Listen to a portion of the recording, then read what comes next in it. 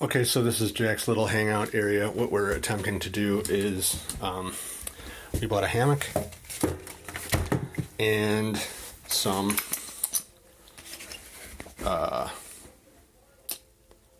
surface mount D-rings, right?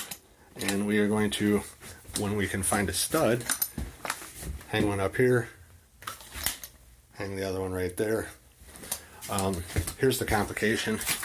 This is like a 15 million year old farmhouse built in like 15 million BC, and it's got plaster and lath, so that and that by themselves are totally useless.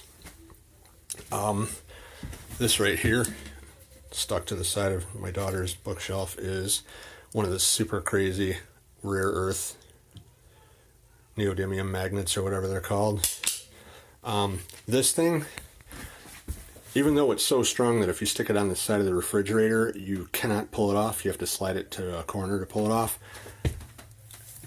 You can't even feel the slightest tug on any of these points that I've identified as having metal.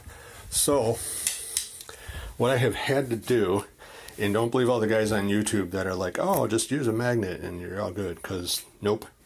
So what I've had to do is, and this is not an advertisement for zircon, but, and actually this thing is, after I bought this, it's almost completely useless to me anywhere in this entire house, except for one room that had the wall replaced with drywall, is I have to set this on its metal setting,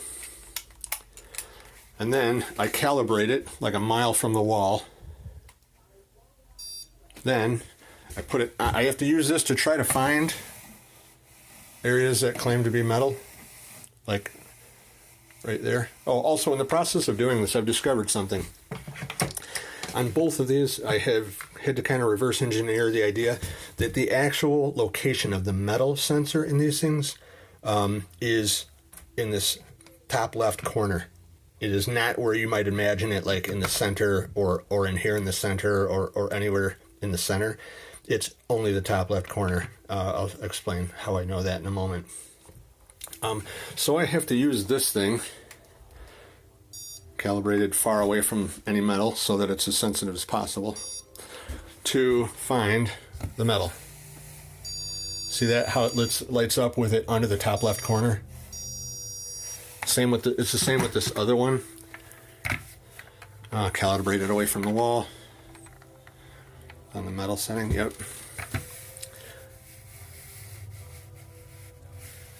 This one doesn't exactly beep, but it gives the strongest reading when that top left corner is over the M, and I put an M on there for metal. And so once, basically what I've had to do is calibrate this far away from the wall, move it around until I find, something that indicates it's metal, and find that what appears to be the strongest point, kind of mark it with my finger, hold my finger on the wall next to the spot. Then I have to switch to this little thing, which on its own isn't good enough because it is so weak that if you just try to like scan it back and forth across the wall, by the way, in case you're not familiar with these things, the way that they work is, and that's an actual screw right there, but the way they work is there's a little sensitive magnet that is just hanging on some pivots, kind of like a compass. And as you move this thing along the wall, you'll see the magnet will try to point at something metal. Here it's working great because there's two screw heads sticking out of the wall. But you can drag this around all day long, and you'd have to move so slow because when it does finally find a nail, it barely moves. So I have to use the metal finder to find and mark an area where one might be.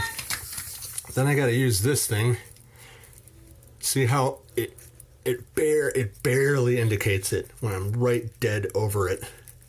So I've had to use the metal detector and the electronic stud finder to find the area. And I don't know if you can see this or not, but in this crazy old farmhouse, that one, and that one are Plumb, which here's my piece of thread and washer. So the bottom two and the top one are like really pretty well lined up. There's some friction on the paper, that's why it's not centering. But that one's off by a mile. So I spent all last evening thinking I was never going to figure this out because I kept getting miscellaneous random placements of stuff that didn't make sense. So today I finally just decided to stick a piece of paper on the wall so I can make marks all over it and try to kind of average myself towards where the studs might be. So this one here, I'm pretty confident I got a stud. I'm going to try to find one more higher and one more lower just so I can try to be as sure as possible. Then I got to repeat the process over here. It's about 9 feet from that corner. They're going diagonally across the room because the room's not wide enough to hang the hammock up otherwise. So that is that's the project. I think this used to be like a little dressing room or a walk-in closet or something like that, but this is Jack's chill out area. So anyway, that's it. That is the method I have had to use to try to find studs in the wall in a 15 million year old farmhouse that is behind plaster and lath, because those things are totally useless for finding it. Well, I shouldn't say that, except for the fact that the metal detector at least gets me into the neighborhood faster, and then using the little wiggly thing works. I had hoped that the rare earth magnets would work because of how ridiculously strong they are, but even when I hold it right dead over one of these metal things, you can't even feel it, even if you hold it super loose, even if you just balance it like on the top of your finger and move it around, nothing. So anyway, that's it. That's how I found the studs. And the other thing is I didn't have any outlets. This wall is basically featureless. There's no outlets, no electricity or whatever in there, so I couldn't try to measure from an outlet. I know some guys were like, find an outlet, find a light switch or whatever and measure from that, but this wall literally has nothing like that. And this one has a heat vent, but none of the dimensions make any sense. It's not exactly 16 inches wide, so I don't know if it's justified to the right or the left inside of that space. And it's flanged around the wall, so I can't really see in there. And anyway, so it's been reverse engineering the whole way. So good luck finding your studs behind plaster and lath. Oh, the other thing that makes it complicated is because we replaced the walls in one room in this house, we gained the knowledge that whenever this house was built, 15 million years ago, in that one single room, which is like a little maybe 10 by 10 room, there were 3 different types of stud and probably about 5 different kinds of nails used.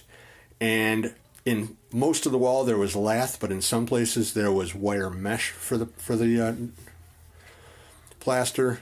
And I think there might have been 3 different types of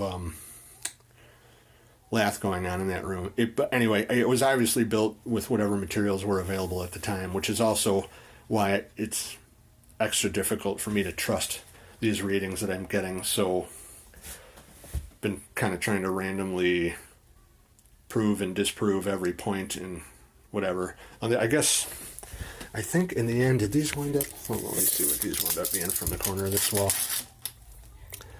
So they wound up being,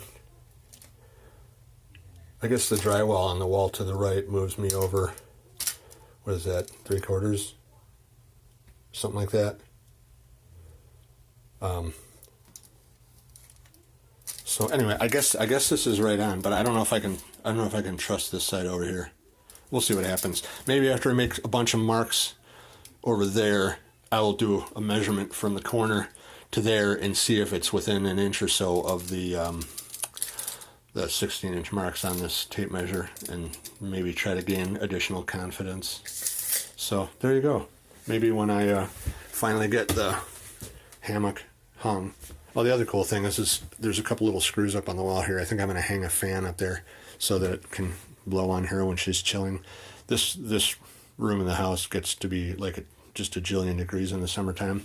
And another cool unexpected thing was this hammock wound up being made so that it's nylon on the sides, but the actual part that your body lays on is this mesh. So in this hot summertime, when this room is like a jillion degrees, 8 million degrees Kelvin, it'll at least have a breeze coming through the netting. So we'll see how this project goes. See ya.